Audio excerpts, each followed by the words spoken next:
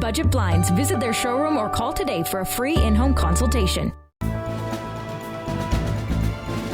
Welcome back. From dealing with an economic recession in a city that relies on the oil and gas industry to dealing with the aftermath of a controversial contract with a former mayor. Mayor Rob Saunders was a busy man over the last year. We sat down with him earlier this month to discuss the year that was and what's planned for 2016. We are joined today by Mayor Rob Saunders of the city of Lloydminster. Thanks again for joining us here, Rob. You're welcome, Bart. So, Rob, let's first start off with a popular topic this year, for better or worse, that of a controversial contract between the city and former Mayor Jeff Mulligan. That kind of came to light this year. Now, the city came out a few months ago and made a specific promise, or not a promise, but a statement saying that the way the contract was kind of set up, that was a mistake. Why was that important to make? Well, I think the city recognizes that our active policies didn't serve us in the best interest, so we quickly have moved to develop new policies around purchasing and procurement, and there's certain details in that policy development that would identify sole sourcing and thresholds for making contractual agreements public. So we're hoping that we develop best policies moving forward, and we're currently in the development of the purchasing policy and procurement. So definitely something that's going to be an ongoing development throughout the city throughout the year. And now, an interesting thing that did actually come out of this controversial contract is a new policy or a new event from the city, the Your Voice campaign. That actually kind of spewed from that, but that's also kind of helping the city get the take of the city, or city residents. Yes, absolutely. We want to make sure that through the Your Voice sessions that our residents have the opportunity to have their ability to comment and provide content and feedback and input into all the development of our initiatives at the City of Lloydminster. And now let's move on to a topic that's been on lips of many people around the city, the economic recession right now. Last year we were looking at it with a lot of worry. This year we're actually living it right now. How's the city coping?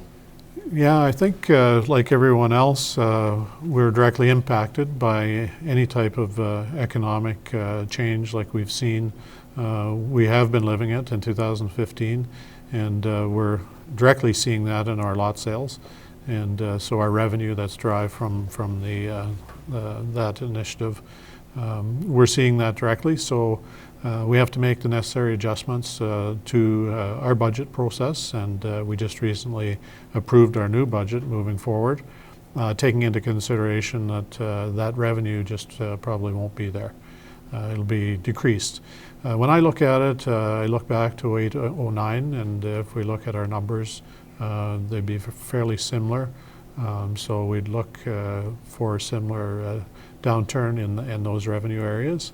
But of course, to move forward, we need to keep investing in our underground, our utilities, and making sure that we have the best core services that we can provide to our residents. 2016, new municipal election coming up. Can we say Rob Saunders running again? I can say that, yes. Yeah. Yeah. Well, you heard it here first, folks. Thanks very much for joining us here, Rob. It was Rob Saunders with the City of Lloydminster. Well, 2015 brought a fair amount of change locally and all over the country. We experienced a big shift in government to altering legislation that will impact many in the area. To get a more in-depth look through the eyes of one of our country's top leaders, Chacon met with Canada's former Minister of Agriculture and current Member of Parliament, Gerry Ritz. So this year has been a big year of change. You've been a Minister of Agriculture since 2007. How has this change been for you? Well, it's like a culture shock, really. It's from going from a 100-mile-an-hour schedule to a 60-mile-an-hour schedule. It's quite different, actually. I mean, I spent the first half of my career in opposition, and then the second half as a minister in the cabinet. So it's a big change again. Talking about change, as a country, Liberals in power, what are your thoughts on this? Well, of course, I don't like it. I think that we'll see some major retractions on a lot of things that we've done. I know the ruling on country of origin labeling comes out tomorrow, the WTO, and I don't see it in anybody's mandate letter. I don't see it in the throne speech, so I see it sort of being ignored.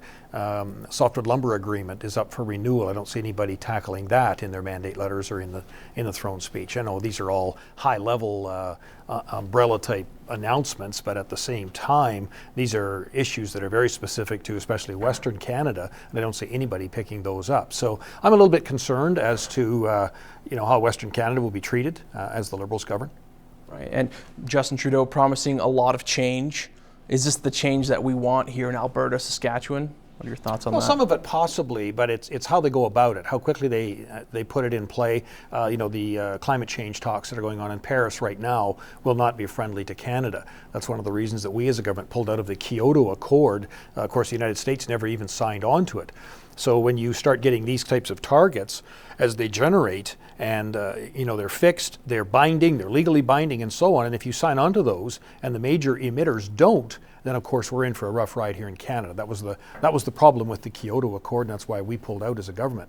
If we'd have stayed in to the end of that particular month when we did remove ourselves, we would have owed something like $14 billion to the polluters, which makes no sense.